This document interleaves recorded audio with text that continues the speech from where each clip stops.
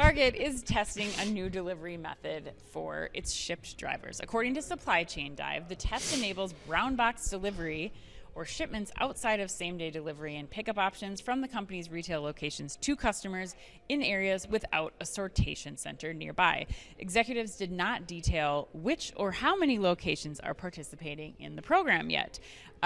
They say, quote, "While we're in the early stages of expanding this test to more markets, we're very encouraged by the early results as it's making us faster and more cost efficient," end quote. Target EVP and COO Michael Fidelki said. Chris, are you buying or selling Target's brown box delivery test? Oh, man. I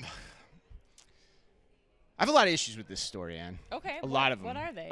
Well, let me get back to the answer to the question first, because I'll unravel it that way. I think, number one, I think it's a smart idea. Yep.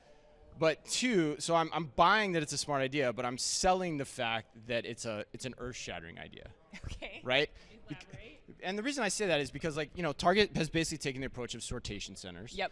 Walmart has taken this approach already, and it's basically a function of where are your stores? Like, are they near a location where a sortation center makes sense? By that I mean like where you have a cluster of stores, or are they more like Walmart where they're probably out standalone on their own, and a sortation center just defeats the purpose, right? That's the fundamental thing that we have here. So to me, it's like, okay, you're testing this. Yeah. Like, no duh. Like, I'm like, you should have been testing this already. And it's not going to be earth-shattering. I mean, it may be the right thing to do, but it's like the way the article is saying, like, oh, it's this great pilot, we're doing all these things. I'm like, come on here, people. Like, you should have been doing this already. And it's just a no-duh idea that I can't even get my head around how silly the positioning is of this in the media.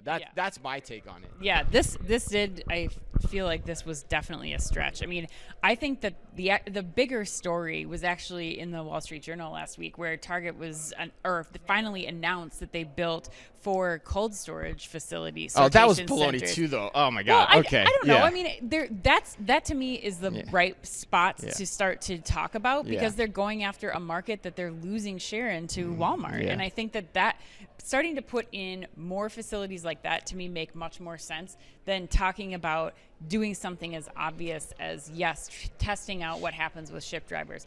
Now, the only thing that I do worry about here is that, like, we've seen Shipt drivers. I told you about this when I've been to the sortation center outside Target. I've seen Shipt drivers that are sitting there with packages sitting outside their car trying to rearrange this. Like, my question is, like, how well prepared are some of these Target back of houses and back rooms?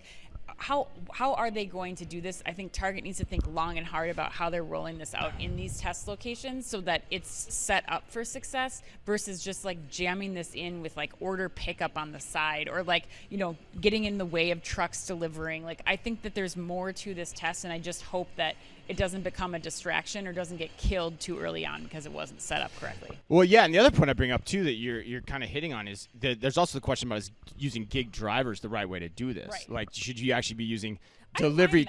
Well, I think for an economies of scale standpoint, from what I've talked to, the people that know a lot more about this than I do, what they tell me is, like, you need for this to work, the stores need a certain amount of orders going through them, and you want to be putting those in like delivery trucks. Sure. Yeah. And then you have the question of whether you're better equipped to have W-2 drivers handling those loads consistently, regularly, versus gig drivers as well. Going the buncher route, where you're like, your W-2 drivers, they have vans that they're using to deliver. It's more systemized instead of just like pick up a shift today. And that's where the real economies of scale come from, and that's I think what Walmart is trying to do with their approach to this over the long run.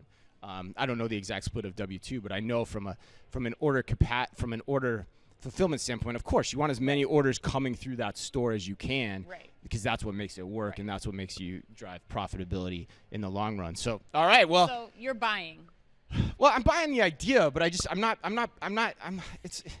the greatest thing since sliced bread, like it was pitched in the media. It's just like, I'm kind of pissed that you're just now talking about this. You should have been doing this 5 years ago. And my hunch is that they were, and they're now just taking credit for it in the media. That's probably what's happening here. I'm shocked that they're just now testing this, honestly, as I think about it. At least I hope that's the case, to credit them a little bit. All right.